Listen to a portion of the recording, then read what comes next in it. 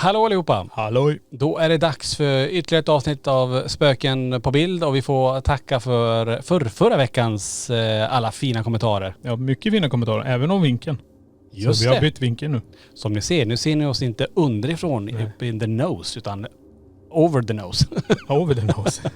Jag hoppas det känns bättre att se oss på det här sättet. Som sagt, jättefina kommentarer förra veckan och vi uppskattar jättemycket alla kommentarer som kommer in. Oavsett vad man tycker och tror och sådär, så är det ju så spännande att läsa och se vad just ni tror. Mhm. Och den här veckan, då har vi faktiskt 5 filmer som vi vill visa för er och som vanligt så förutsätter vi att ingenting är manipulerat med och att det ni har skickat in att ni vill ha hjälp med dem och att vi tillsammans kommer fram till vad är det de har lyckats fånga egentligen. Precis. Legit, Legit som det heter. som du brukar säga. Och om ni inte prenumererar på vår kanal, gör gärna det för fler sådana här klipp. Tumma upp klippet och klicka på den här ringklockan så ni inte missar några aviseringar. Mm. Dessutom, vi sitter ju faktiskt i det hemsökta museet i Borås som vi har haft premiäröppning av äntligen. Ja, jag har haft väldigt mycket folk som har gått runt där och de har känt olika saker. Så det är jävligt intressant att lyssna på deras historia efter de har gått runt där. Så är du sugen för att komma hit, träffa oss självklart också då. Det ingår. Ta bara gå in på laxton.se och i beskrivningen finns det. Så gå in där, boka er en tid. För det är lite begränsat nu under de här coronatiderna. Yes. Men hörni, nu tycker jag det är dags. Vi börjar med klipp nummer 1. Det här är alltså från Ekenäs slott och personen skriver, och det här är faktiskt under ett event som vi kör. Mm. Vi kör ju lite event i Ekenäs och kommer även göra det nu i år. De filmade med sin mobil när de använder Knekten. Det är ju så, på slutet av våra event så får man ju gå själv och de var faktiskt ensamma där när de säger att de mappade upp 2 stycken barn och att de fick kontakt med någon på vinden. Men jag tycker vi kollar på det och ser, vad var det de fångade egentligen? Det ser ut som du dansar också på lite. Ja, Riverdance.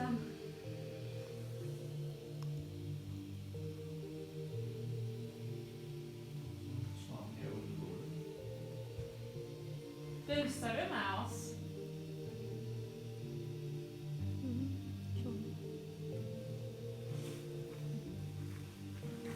Där är tillbaks. Fan håller på. Det blir Dansar till- breakdance på golvet. Till ditt Försöker du gömma dig? hög... Vilken sida på skärmen? Vänster för oss. Så det blir till höger för dig måste det bli. Nej, det är åt andra hållet. Ja, nu Nu kommer är det en tredje. till. Nu kommer en till. Ja, 2 nu. Ja. Framför dig typ. Det är en som kommer lite då och då. Fram och tillbaka.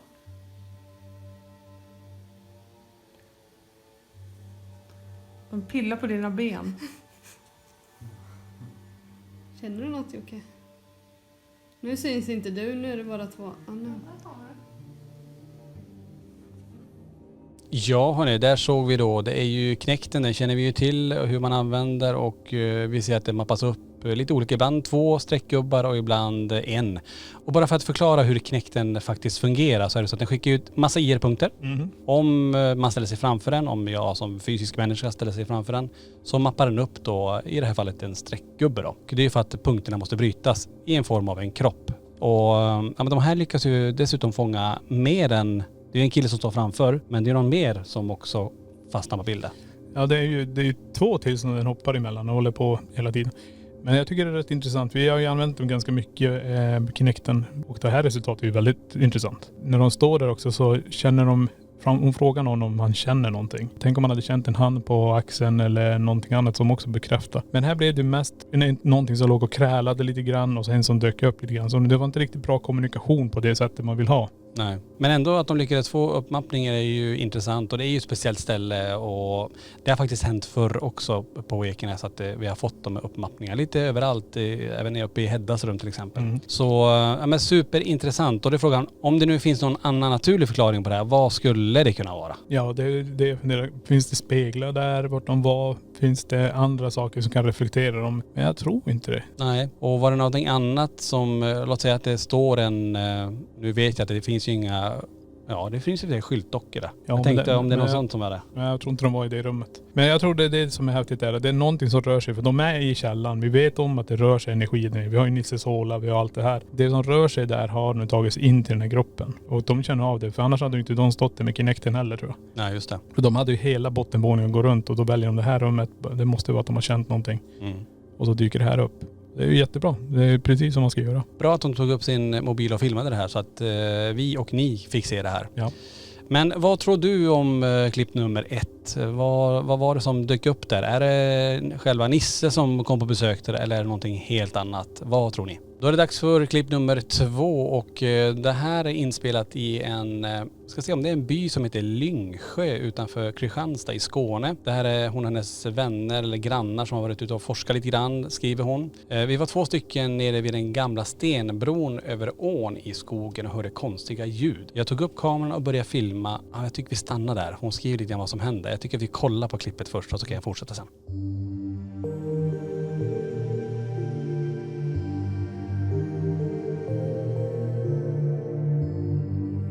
Ja, där såg vi ju något intressant. Det var ju ett litet ljusfenomen i skogen och så hade vi K2-mätaren som ligger där också som faktiskt också ger utslag. Mm. Nej, det är jätteintressant. Det är synd att vi inte har ljud på klippet. Nej. Det har vi hört också kanske om de pratar eller försöker ropa till det här ljuset som rör sig där borta. Ska vi läsa vidare bara så att vi ser vad hon skrev här. Hon tog ju som sagt upp kameran och började filma. När mätaren gav utslag så fångade något konstigt ljus på videon som olika filter. Jag vet inte riktigt vad de menar om det är olika filter. De har försökt sätta olika filter. Okej, det är så de och menar. zoomat runt och de förstår inte riktigt vad de har fångat. Men de också, det står ju här också att de är på en gammal galgbacke. Just det. Där de avrättar människor för. Och det här är ju väldigt intressant. För jag tycker jag vet inte om det är vinkeln på kameran också. De flyttar kameran kanske men det ser ut som ljuset går uppåt. Att det byter höjd. Men det är svårt, det kan vara lite kameravinkeln där. Men de är på en intressant plats och de får det här ljuset som far i skogen där. Vi ser K2-mätaren reagera på någonting. Det är fortfarande så här, hur många är de? Är det en kompis som är där borta? Mm. Det är mycket sånt här. Det är svårt, men det är mycket frågor också. Samtidigt som det är intressant. Man har det här ljuset på lite avstånd. Kan det vara något annat form av så här, ljuslykt eller någon bil eller någonting annat som är bakom där? Om man tittar på K2-mätaren, hur filmades det här? Det var kanske med en mobiltelefon troligtvis. Hade man på det i flight mode eller sånt som kan påverka K2-mätaren? Hade de inte det så att man har kontrollerat allting sånt först? Men jag tycker ändå det är intressant att K2-mätaren ger utslag och så har man det här ljusfenomenet som åker. Det tycker jag faktiskt är en av de bättre klippen hittills jag har sett på ganska länge. Jag tycker det är rätt fascinerande att få de här ljusen i skogen som dyker upp. Och de skriver också att ljuset förändrade storlek. Det blir större och mindre. Men det kan man tänka sig att är det bakom träd så har du kvistar och träd. Då blir ljuset mindre automatiskt. Ja, om det blåser lite grann också. Ja, kanske. Precis. Och det definitivt ha en och samma storlek borde det ha varit. Sen ser det ut för ögat då. Det kan ju också vara någon som går där inne med en ficklampa. Det här är mest troligast filmat med mobil. De behöver lite extra ljus för att de ska kunna fånga upp det som rör sig. Så en lampa där borta skulle ju inte vara helt omöjligt. Nej. Ja, men det är väldigt intressant ändå i och med att det är ändå 2 komponenter med både ljus och mätare som ger utslag. Men det kan också vara naturligt. I det här klippet man önskar man skulle fått vara med själv. Ja, precis. En kameravinkel till, lite bredare perspektiv och kanske fått det här innan. Och sen att kameran står still. Ja. Så att man kan bedöma höjden på det, hur det rör sig. För avståndet också. Jag tycker det är väldigt fascinerande. Den här ljusfenomen i skogar är ju intressanta. Ja. Och de har ju fångat någonting. Synd att det blir lite så här. Men det är så det är. Om det bara händer så är det under kort tid. Ni gjorde det bästa ni kunde, det förstår jag. Men jag hade åkt tillbaka dit. Gör det bättre. Ta ett stativ till mobilkameran. Prova återskapa det ni gjorde och se om det dyker upp igen. Det som är intressant som sagt, det är ju att det är lite grann en gammal galgbacke. Och det har ju vi erfarenhet av också sedan innan. Jag tänker på den utredningen Huset i Galgbacken. Ja. Där är faktiskt... vi har ju Kungälv. Ja, där har vi också, precis. Och där var det ju, på tal om det förresten, där hade vi också att energierna flyttar ju på sig. Vi kunde ju hitta dem på en fast plats. Just men det. Vi vet inte om det var riktigt en avrättningsplats. Sen kommer jag att tänka på det. Den här grejen som åker i skogen där, kan det vara en, vad kan man säga, en återskapelse av en fackla? En fackla eller en lykta tänkte jag på. Ja, precis. När de rör sig på väg till den här avrättningen, om det sker på kvällarna. Ja, det var intressant ändå. Vi vill jättegärna veta, vad tyckte du om det här klippet? Vad har du för teorier? Vad är det för ljus och vad är det som påverkar den här K2-mätaren? Kommentera. Nu kommer klipp nummer 3. Och det här har vi också fått inskickat av er som brukar titta på det här. Och det finns inte så mycket mer information om det här. Frågan är runt det här, har vi fångat något övernaturligt? Så vi gör så här, vi skickar upp klippet så ni får titta på det nu.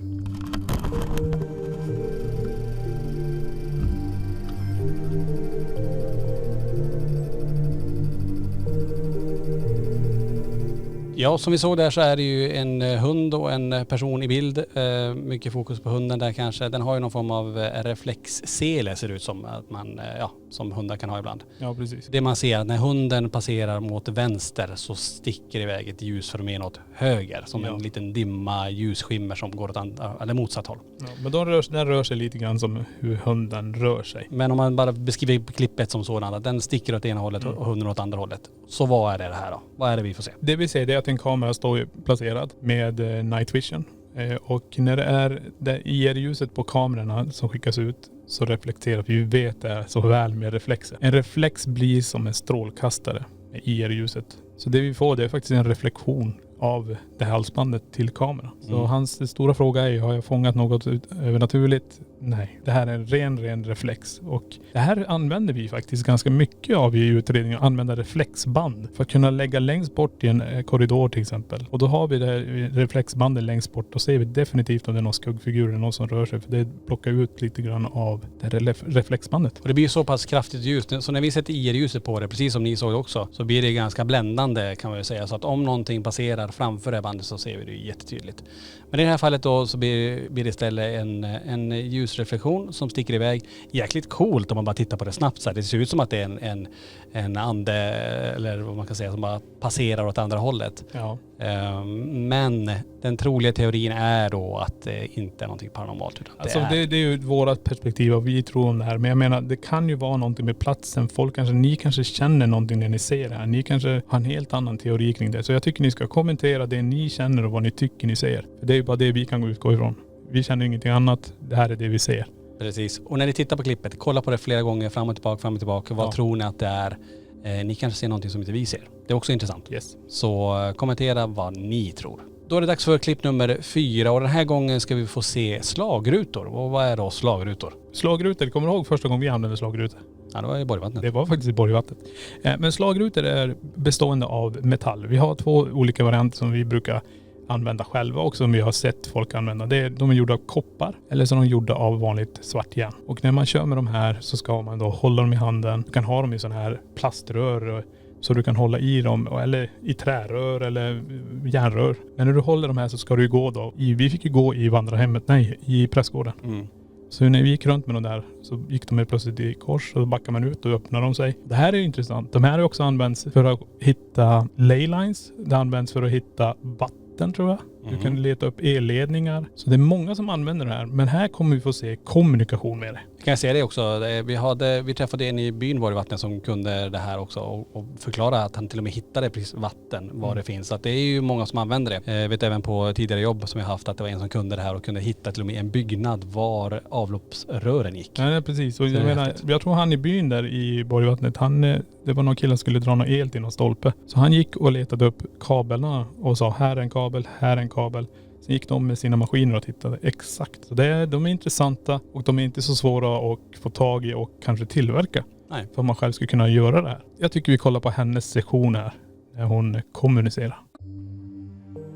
Mormor, om du är här, kan du göra det rakt fram? Båda 2 rakt fram. Tack. Okej, nu kommer jag ställa några frågor. Gillar du att vara här med oss? Så gör ett kryss om du gör det. Ja. Kan du göra det rakt fram igen? Tack. Tack. Åh, det här är så kul. Jag är jättenervös. Vad ska jag fråga?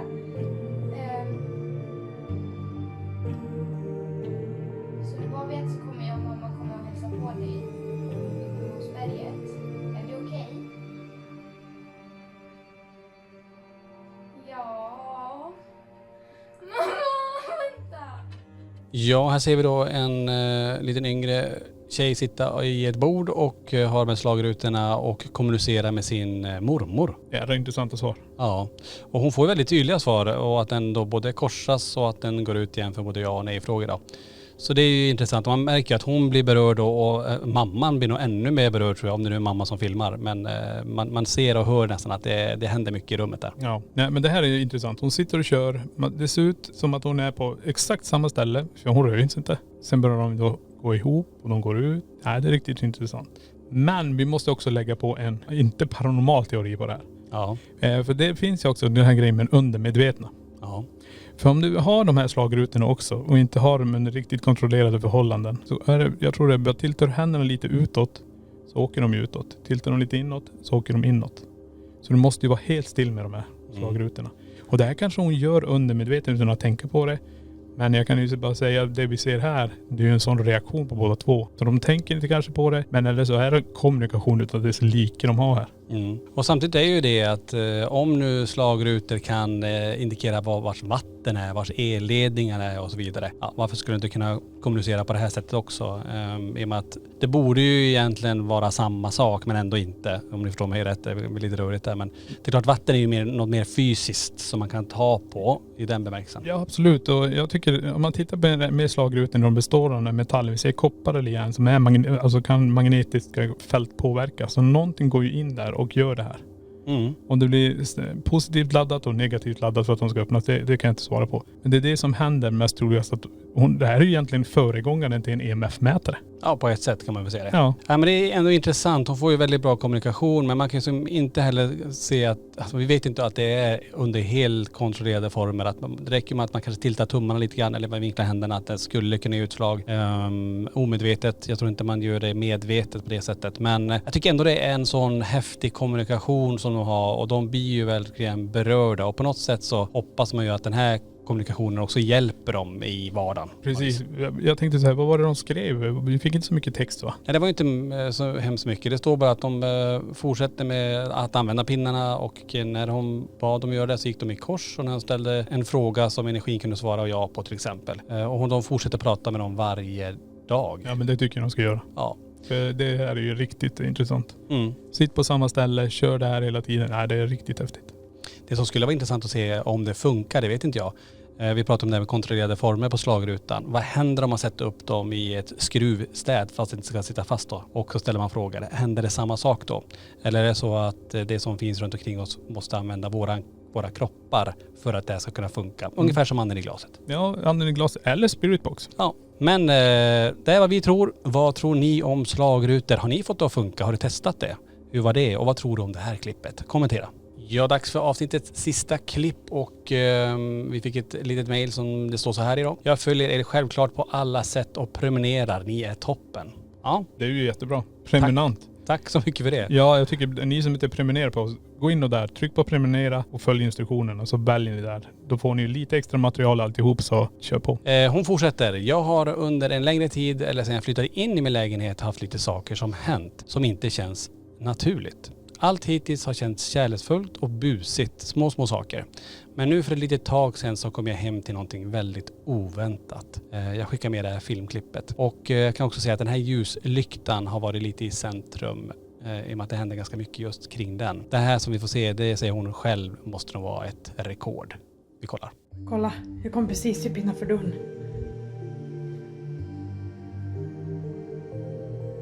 Kolla. Åh, fy fan, håret reser sig. Åh.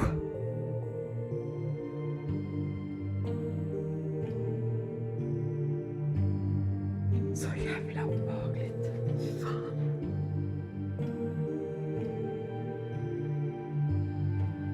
Oj.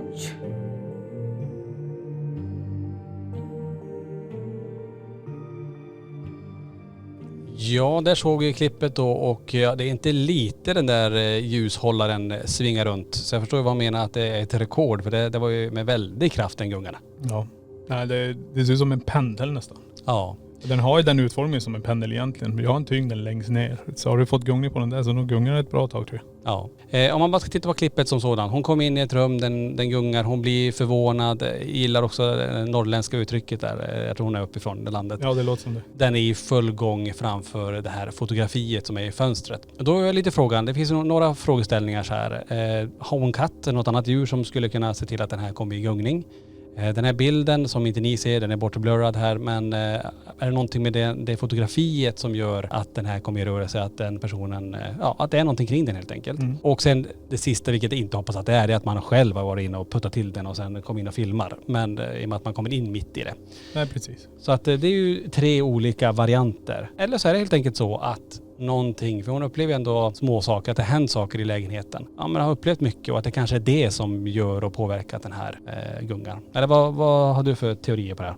Nej, det är jättesvårt. Jag menar, hon kommer in, hon ser det här, hon filmar det. Vi går ju på hennes reaktion. Det här är det. Och vi, som Tony sa tidigare i klippet, vi hoppas verkligen inte att man har fejkat det här. Att man går in, slår igång den, backar och börjar filma. Alla de här aspekterna måste vi ta i beakning egentligen. Men tittar man också på det här klippet, vi lyssnar på hennes reaktion, hennes förklaring av vad som har hänt. Då måste vi utgå från det.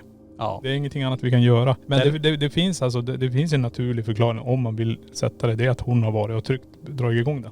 Eller något djur eller någonting. Eller något djur eller någonting. För det ser inte ut som något korsdrag. För hade det blåst till så där en gunga, då hade ju nog de flesta grejer flugit härifrån. Ja, och den såg ut att vara ganska tung också. Så att, den slår ju till och med i fönstret. Men det är för att den håller på att ändra vinklar när den gungar sådär. Men jag tänker på ett tips till den här personen och till er där ute ifall det är sådana här saker som händer. Det är kanske att sätta upp en övervakningskamera eller sin mobiltelefon i längre sessioner. Så man får se början. För det vore ju skitcoolt om den börjar från ingenting och börjar svänga så här fort. Precis. Sätt mobilen i något sånt här. En sån här hållare bara. Ja. Ställ den på bordet, gå därifrån och kom tillbaka efter 10 minuter. Och att dessutom det som vi tycker är intressant är om man även skulle haft något instrument jämte LaxTon-appen som registrerar rörelse eller en kodformätare till exempel som indikerar på någon form av förändring av EMF-fält. Ja, det finns mycket man skulle kunna göra ännu mer för är det så här aktiv lägenhet som du har, då kommer det hända mer saker. Det gäller bara att försöka vara beredd och försöka filma det. Jag vet att det är svårt, men det går. Ja, definitivt. Och snackar vi nu den paranormala teorin kring det här är det ju någon som söker uppmärksamhet så det bara stänker om det i så fall. Så jag hade ju försökt göra allting här för att försöka få den kommunikationen. Testa spela in det med, ta LaxTon-appen till exempel och spela in rösten. Försöka ha en EVP-sektion och försöka höra vad de vill. För kan de flytta på sådana här grejer, då är det ju någon verkligen som vill ha kontakt. Ja, men det är ju en poltergeist som man kallar det. Att en ande som ändå klarar av att ha sån energi att göra det här. Ja. Så definitivt, det finns mycket mer du skulle kunna göra och får du någonting, skicka gärna in det igen då. För det är som sagt att det var jäkligt kul att se om det här, när det startar så att säga. Ja, absolut. Men vad tror ni att det här är? Är det något helt naturligt kring det här eller är det något paranormalt och har ni upplevt samma sak? Kommentera gärna. Ja hörni, det här var alla klipp för det här avsnittet. Har ni klipp, bilder på något sånt oförklarligt som inte ni kan riktigt sätta fingret på, så skicka in det till info@laxton.se. Det står här nere. Just det. Och som sagt, det var intressanta klipp. Lite varierande, men och vi har satt våra teorier på det. Nu vill vi jättegärna veta vad just du tror och vad du tycker. Ja, men tills nästa gång hörni. Ta hand om er så ses vi på Spöken. På bild.